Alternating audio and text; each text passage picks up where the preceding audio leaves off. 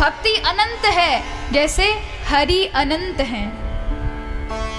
हरि को आप अपनी बुद्धि में नहीं बिठा सकते, हरि इतने अनंत हैं। उसी प्रकार भगवान की कथाएं, भगवान की भक्ति भी अनंत है। इसलिए भक्ति और भगवान में अंतर नहीं है। कहा भी जाता है ना, भक्ति भक्त भगवंत गुरु चतुर नाम वपु एक। भक्ति भक्त भगवान और गुरु ये चारों अलग अलग नहीं हैं, एक ही हैं। चार शरीर में होते हैं। चतुर नाम वपु एक, चार नाम में एक ही शरीर में विद्यमान है। तो यहाँ भक्ति की अलग अलग परिभाषाएं याद रखें। जिस जिस संत ने भगवान की भक्ति की, तो ऐसा नहीं उसके अंदर पूरी भक्ति भर गई हो, भक्ति का अंश विद्यमान हो जाता है।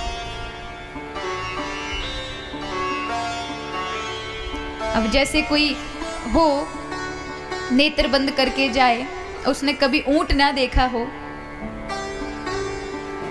तो उसको नेत्र बंद करके ऊंट की पहचान कराओ तो उसने टांग पकड़ ली, तो वो कहेगी नहीं, ऊंट जो ऊंट है ना वो तो एकदम लंबा लंबा है, एकदम खड़ा खड़ा टांगों को देख करके वो उसका आंकलन करे। कोई कहे ऊंट का मुंह पकड़ ले, वो कहे नहीं नहीं, ऊंट का जो मुंह है, ऊंट जो है वो बिल्कुल ऐसा सकरा सा है। कोई पीठ को पकड़ ले, वो करे अरे इतना बड़ा है ऊंट। लेकिन अभी पूरा ऊंट किसी ने जाना नहीं, किसी ने एक टांग पकड़ ली, किसी ने अभी मुंह ही पकड़ा है, किसी ने पूंछ पकड़कर अनुमान लगाया कि ऊंट ऐसा है। उसी प्रकार भक्ति का केवल अंश आता है, पूरी भक्ति नहीं आती, क्योंकि पूरी भक्ति आप जीवन में भर नहीं सकते। याद रखिए, जिसमें भगवान भक्ति में भर जाए वो भक्ति कितनी बड़ी होगी। एक समुद्र को कोई कटोरे में नहीं भर सकता, उसी प्रकार भगवान को आप इस बुद्धि में नहीं ला सकते, लेकिन भक्ति में भर जाते हैं। प्रभु भक्ति में आ जाते हैं, भक्ति के कटोरे में। तो समझिए भगवान से बढ़कर है भक्ति, जिससे प्रभु प्राप्त होते हैं। इसलिए उसका अंश मात्र आता है, वो अनंत है, उसको आप इन शब्दों में सीमित नहीं कर सकते। इसलिए जिसने जैसा उसे पाया, उसका एक अंश पाया। तो किसी ने कहा कि नाम जाप करना भगवत भक्ति है, किसी ने कहा तीर्थाटन करना भगवत भक्ति है, कोई कहता है सत्संग श्रवण करना भगवत भक्ति है, तो कोई कहता है कीर्तन करना भगवत भक्ति है, कोई कहता है भगवान के विग्रह की सेवा कर लेना भगवत भक्ति है। तो वो क्या है? वो है भक्ति के ही अंश, लेकिन असंख्य क्रियाएं हैं भक्ति की, जो उन संतों ने पाया अपने अनुभव से। अच्छा, आप सिख धर्म के बारे में जानते हैं? कौन कौन जानता है सिख धर्म के बारे में? हमारे पंजाबी भाई जो पाग बांधते हैं, पगड़ी बांधते हैं, उनके बारे में कौन कौन जानता है? आप जानते बेटा? अच्छा, हम जिसको सिख धर्म कहते हैं, ये पूर्व में हिंदू धर्म ही था, लेकिन श्री नानक देव जी महाराज जो इस सिख धर्म के संस्थापक थे, उन्होंने अपने धर्म में, इस सिख धर्म में, ये गुरु शिष्य परंपरा का धर्म है। यहाँ गुरु के प्रति कैसी भावना और कैसा समर्पण होना चाहिए, वो सिख धर्म दर्शाता है।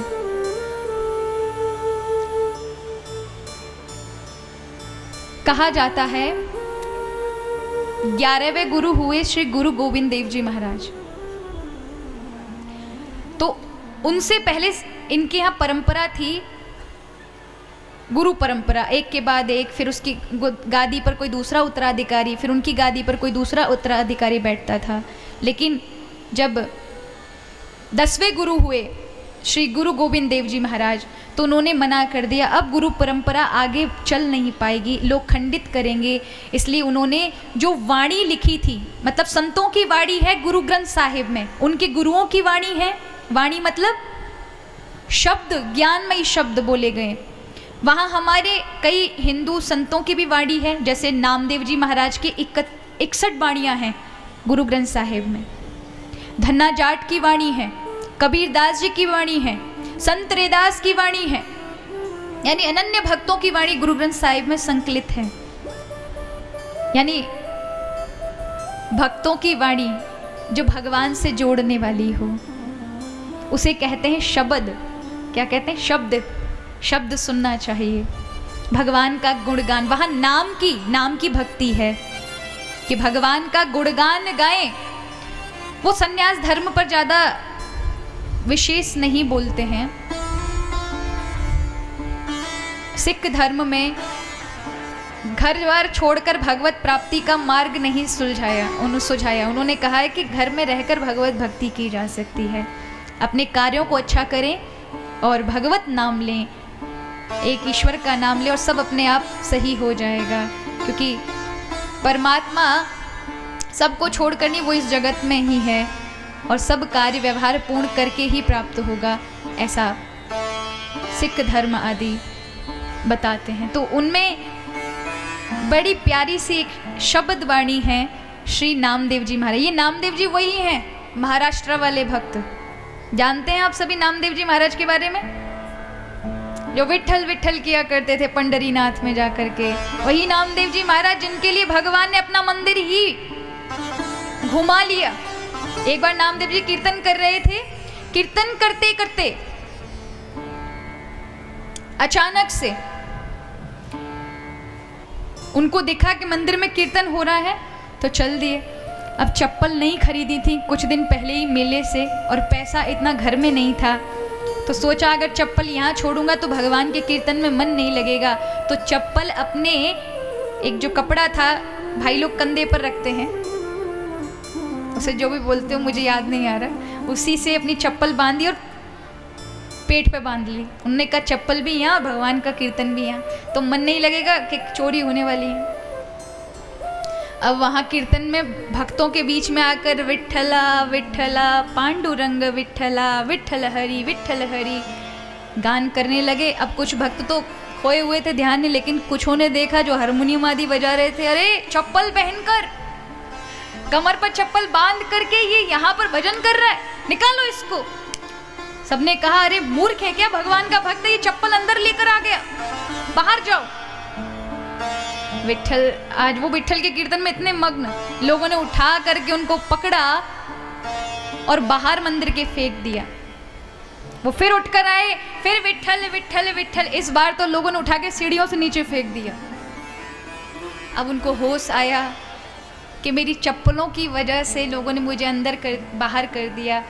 तो उन्होंने कहा कीर्तन में मेरा मन तो उछल रहा है, अब चाहे लोग कुछ भी कहें, मेरे विट्ठल को तो स्वीकार है। वो पीछे जाकर मंदिर के कीर्तन का आनंद लेने लगे, विट्ठल विट्ठल, और सबके देखते देखते ठाकुर जी ने अपना मुख वहां से उन लोगों के बीच से तो पीछे पीठ कर ली और नामदेव जी के सामने अपने मंदिर का मुख कर लिया और प्रभु दर्शन दे रहे थे।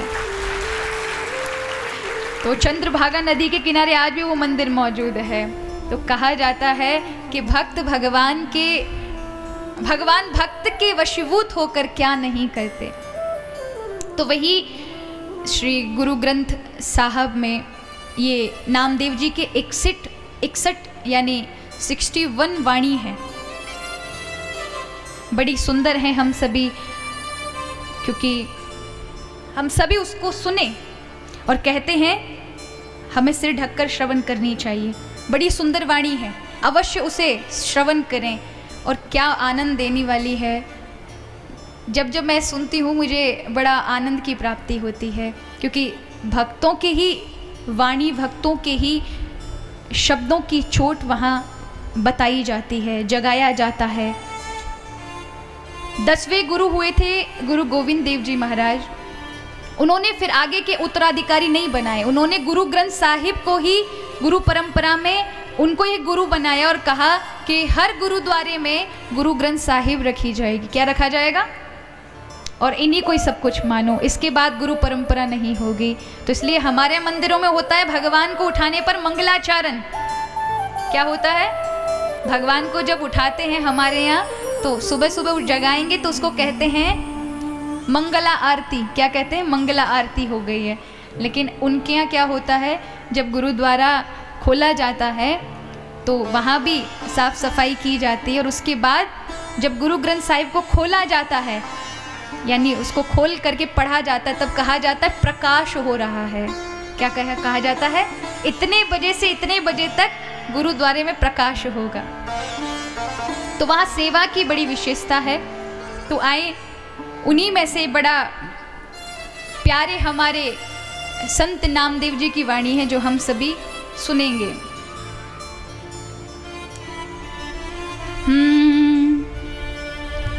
तेरी भक्ति न छोड़ूं चाहे लोग कहे, तेरी भक्ति न छोड़ूं पावे लोग हंसे। समझ रहे हैं अर्थ? भगवान आपकी भक्ति मैं नहीं छोड़ूंगा, चाहे मुझ पर लोग कितना भी हंसे। हो तेरी भक्ति न छोड़ूं पावे लोग हंसे, तेरी भक्ति न छोड़ूं पावे लोग हंसे। चरण कमल मेरे हियर बसे, चरण कमल मेरे हियर बसे। हाँ चरण कमल मेरे हियर बसे, चरण कमल मेरे हियर बसे। तेरी भक्ति न छोड़ूं पावे लोग हंसे, तेरी भक्ति न छोड़ूं पावे लोग हंसे, तेरी भक्ति न छोड़ूं पावे लोग हंसे, तेरी भक्ति न छोड़ूं पावे लोग हंसे।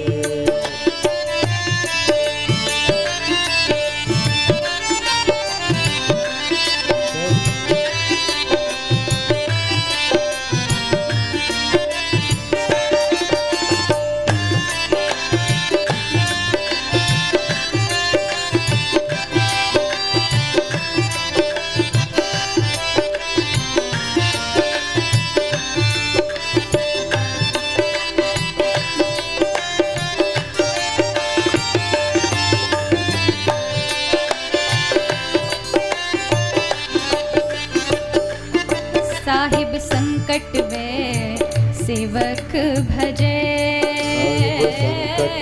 साहिब साहिब संकट वे सेवक भजे, साहिब संकट वे सेवक भजे। चिरन काल ना जीवे दो कुल लजे, चिरन काल ना जीवे दो कुल लजे, चिरन काल ना जीवे दो कुल लजे, चिरन काल ना जीवे दो कुल लजे। तेरी भक्ति न छोड़ू पाव लोग हंसे, तेरी भक्ति न छोड़ूं पावे लोग हंसे, तेरी भक्ति न छोड़ू पाव लोग हंसे, तेरी भक्ति न छोड़ूं पावे लोग हंसे। हाँ चरण कमल मेरे हियर बसे, ओ चरण कमल मेरे हियर बसे। हाँ चरण कमल मेरे हियर बसे, चरण कमल मेरे हियर बसे। तेरी भक्ति न छोड़ूं भाव लोग हंसे, तेरी भक्ति न छोड़ूं पावे लोग हंसे,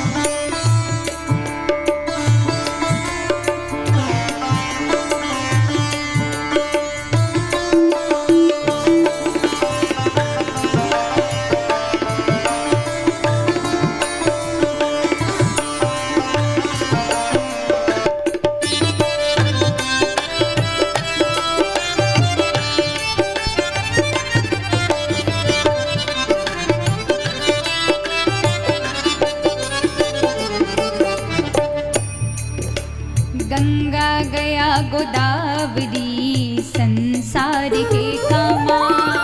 गंगा गया गोदावरी संसार के कामा। गंगा गया गोदावरी संसार के कामा। गंगा गया गोदावरी संसार के कामा। नारायण सुप्रसन्न होई ता सेवक नामा। नारायण सुप्रसन्न होई ता सेवक नामा। तेरी भगति न छोड़ो पाव लोग हंसे। तेरी भगति न छोड़ो हम लोग हंसे। तेरी भगति न छोड़ो पाव लोग हंसे। तेरी भगति न छोड़ो हम लोग हंसे। चरण कमल मेरे गियर बसे। चरण कमल मेरे हियर बसे। चरण कमल मेरे गियर बसे। चरण कमल मेरे हियर बसे। तेरी भगति न छोड़ो पाव लोग हंसे। तेरी भगति न छोड़ो पाव लोग हंसे। तेरी भगति न छोड़ो पाव लोग हंसे। तेरी भगति न छोड़ो हम लोग हंसे। तेरी भगति न छोड़ो पाव लोग हंसे। तेरी भगति न छोड़ो हम लोग हंसे। तेरी भगति न छोड़ो पाव लोग हंसे। तेरी भगति न छोड़ो हम लोग हंसे।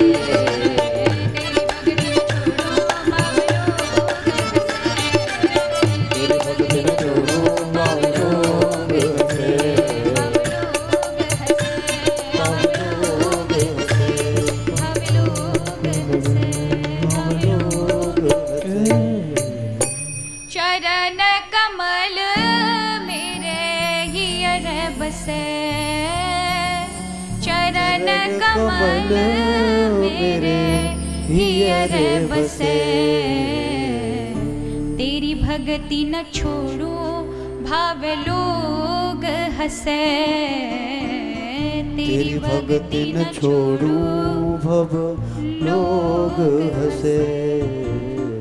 तेरी भगति न छोड़ो भाव लोग हंसे। तेरी भगति न छोड़ो भाव लोग हंसे। हंसे। आज नामदेव जी महाराज के द्वारा इसमें बताया गया, भगवान चाहे दुनियादारी हंस ले पर आपकी भक्ति नहीं छोड़ूंगा, चाहे कुछ भी हो जाए। हम बार बार गंगा गोदावरी जाते किसके लिए? संसार के कामा। गंगा गया गोदावरी संसार के कामा, केवल, लेकिन आपके लिए कभी नहीं जाते। पर चाहे कुछ भी हो जाए मैं आपकी भक्ति नहीं छोड़ूंगा। तो ऐसी प्यारी प्यारी सुंदर सुंदर वाणियाँ हैं उसमें जो कि मन को बड़ा आकर्षित करती है। तो भक्तों की वाणी, इसको हमारे मराठी में अभंग कहते हैं। क्या कहते हैं मराठा में?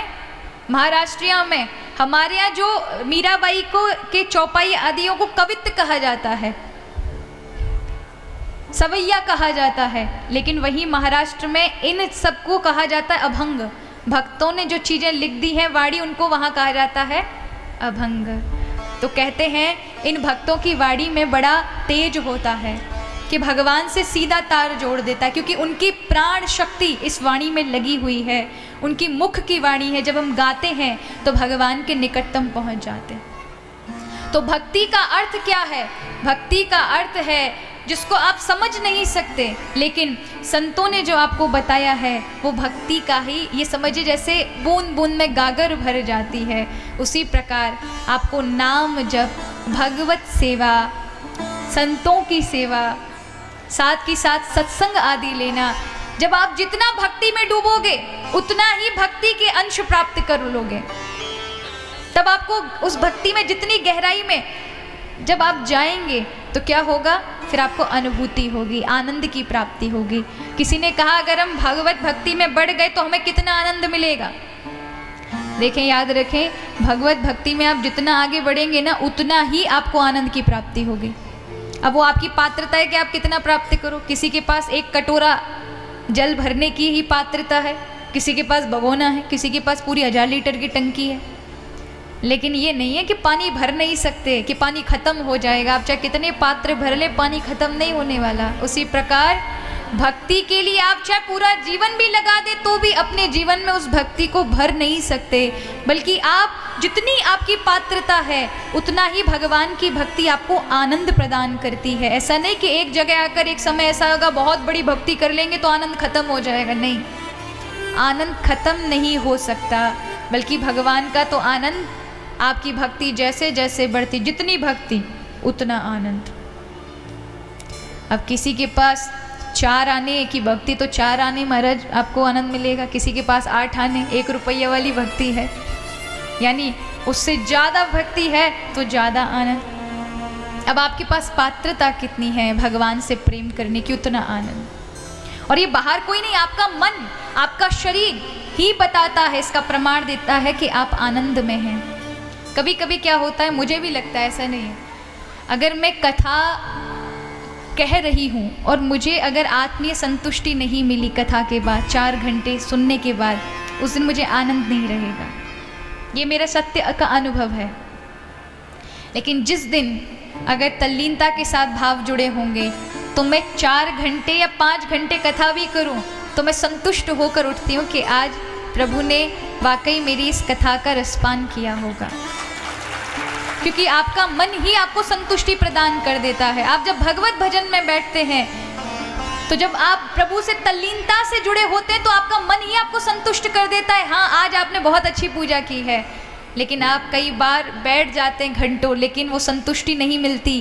पूजा करने के बाद भी मन विचलित रहता है। उसका अर्थ क्या है, आज नहीं की है आपने, माना कि शारीरिक रूप से हुई है, लेकिन आत्मिक और मानसिक रूप से आप नहीं जुड़े प्रभु से।